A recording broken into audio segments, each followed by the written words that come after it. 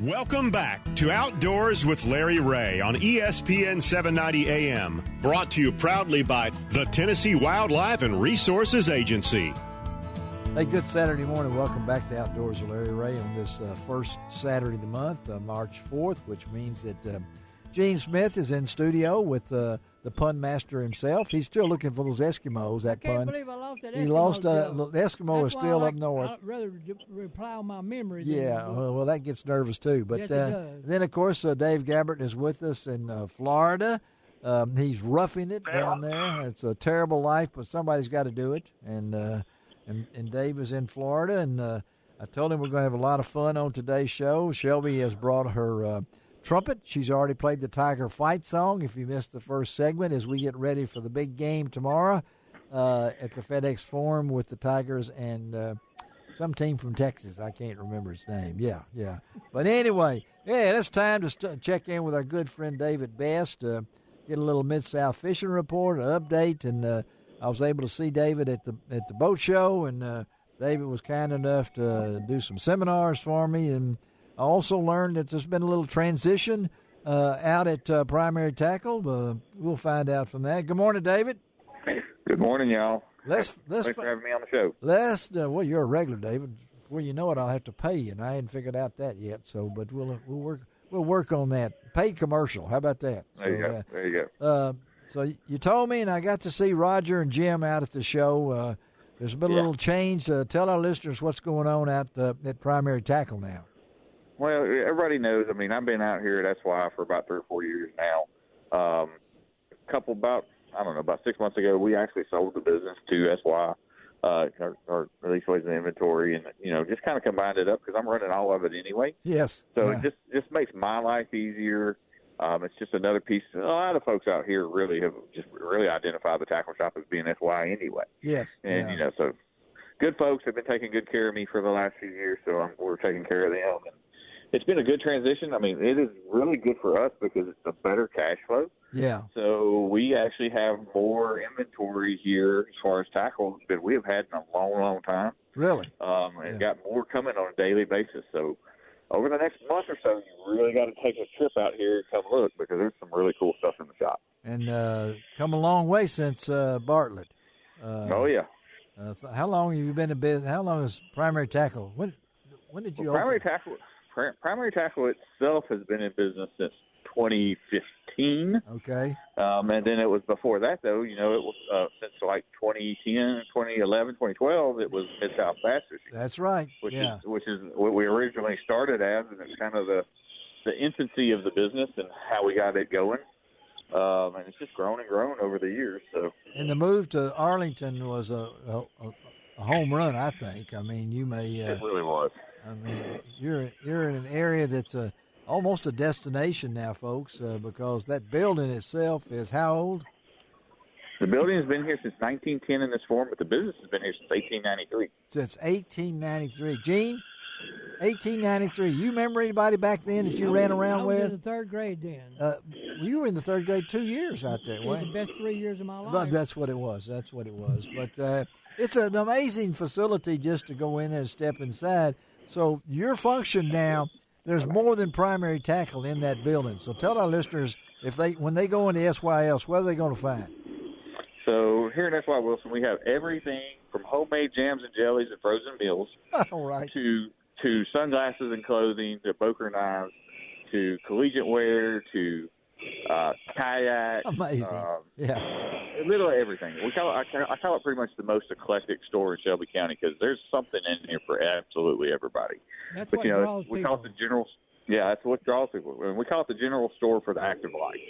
So all kinds of just outdoor stuff plus a lot of business casual. And that how much floor space you got there in that building? About 10,000 square feet that we use for sale space. Wow. Then we still got another 5,000 for backstop. Yeah, it's. I expect you to find some ex-politician up there in one of them closets sometime. From the 1920s. We've got a couple of coffins up there. Oh wow! You're not serious, are you? Huh? I am serious. You have the original store motto was from the cradle to the grave. We literally sold everything in this building at one time from baby supplies to coffins. Did you hear that, Gabbert? I mean, are those for sale? I mean, I've got to go. I got to go there. They're not for sale. Okay, so they're not for sale. They're part of the history of the store. And you haven't opened them up, have you? You know, just to make sure. Yeah, there's nothing in there in them, and that's E.H. Crump is not in there, is it? I just want to make sure that. That's what one casket said to the other one. Is that you coughing? There we go now. One casket said to the other casket, "Is that you coughing?" I like that. All right, well, let's talk fishing real quickly. And I know the weather's been really goofy. A lot of warm weather up and down. I still think we're not through with winter, but we'll have to wait and see. A lot of storms and things like that. So, what are you hearing on the fishing front? On the fishing front, the fishing is getting good. I mean, I'm getting good reports on a regular basis. I've got a lot of my kids out here beginning to bring me pictures of these big fish that they're catching in the local pond. Yeah. It's fixing to turn very, very good. We are getting a lot of rain, but with that, a lot of rain is warm air, so it's warming the water temperatures up. Yeah. What I'm hearing is mid-50s to upper 50s for a lot of the water temps. Okay. So these fish are really moving into that post-spawn area of life, and they're really beginning to catch them good. So this weather's not messing up them. I mean, no, it's doing nothing but helping right now. Well, we're getting plenty of. We're getting plenty of that, and I think we've pretty well seen a lot of that. And then from the kayak standpoint, David, how many brands of kayaks you sell out there? We sell 3. So we sell Jackson, made here in Sparta, Tennessee. We sell New Canoe, made at Bellingham, Washington, and Hobie, made in California. And are we still moving? Are people still learning in the wave on that? You got some in stock now? I have quite a few in stock. We just got a shipment of Hobies about a month ago. We got new colors, got some new style, a lot to choose from. You know, we're talking to people just about every day about boats and different pieces. So we're moving some boats. So it's really fixing to take off. So what kind of kayak? And somebody asked me that the other day.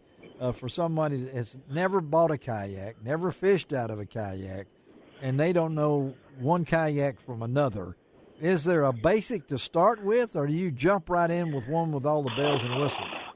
I tell everybody to set their budget and then find what fits. And okay. And that's the thing. I can budget somebody with a kayak anywhere from $900 to $6,000. Really? So it really kind of depends on what you want. I always recommend some kind of a paddle or trolling motor version kayak for my guy that fishes. Yeah. Because they'll get more cast in during the course of the day. Because if you're putting a paddle down, pushing the paddle up, you're not going to get as many casts. But there are those purists that really love to paddle, and I get that. Yes.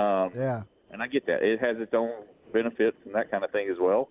But, I mean, if you're traveling long distances or trying to get as many casts in the course of the day as possible, I typically steer somebody to a Hobie or a New Canoe with the pedals or even a Jackson or something along that line.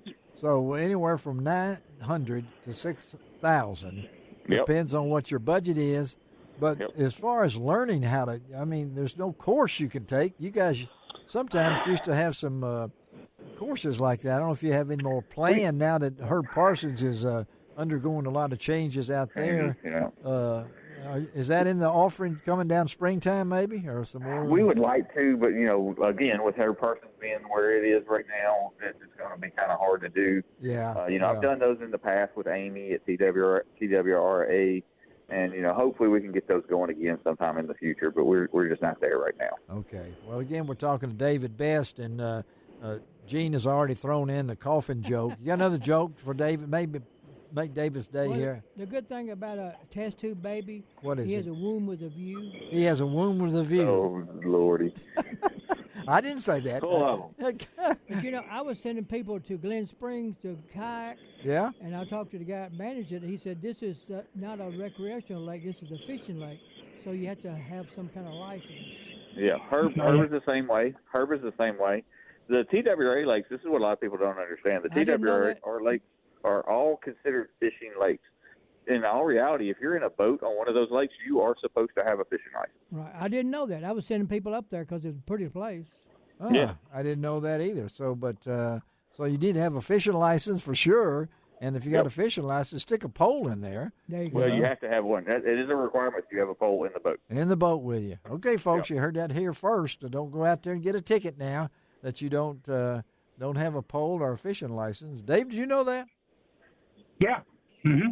Well, it's a state agency. I used to tell that people all the time when they would call in and ask about kayaking, and I say, okay, if you go, number one, you're going to have a license, and number two, you're going to have a pole in the boat. Yeah. And I think we've discussed that with David before about some of the state streams and things where the kayakers will take over and the fishermen can't get in. Right. And I've had that boat ramps are full of recreational, right, and that they don't pay anything, and yet the kayakers are out there, the fishermen are out there with their license. Right. And things. So. That's why, at one time I recommended, go to a lake use permit. You got to have it. You got to buy the permit. Yes. Well, some of these streams, though, don't have permits and things along that line. But, David, we appreciate you, man, always, as always, in your hours. And what time? This is Saturday. What you open today or what time? Yeah. So we're open today from 9 to 2, or 9 to 6. From 9 to 2, we all have coffee. We're open 9 to 2 for coffee on Thursdays, Fridays, and Saturdays. Oh, okay. Now. And then the rest of the time, we're 10 to 6 Monday through Saturday, and then Sundays for 12 to 5. All right. That's all right. S.Y. Wilson and primary tackle David Best. Thank you, man. Have a great weekend. We'll talk to you. Thank you. Y'all too. All right. Let's take a break on Outdoors with Larry Ray. Gene Smith in-house. Still looking for the Eskimos. Dave Gabbert down in Florida. We'll be right back. Shelby McCall, get your trumpet ready. We're coming back on Outdoors with Larry Ray.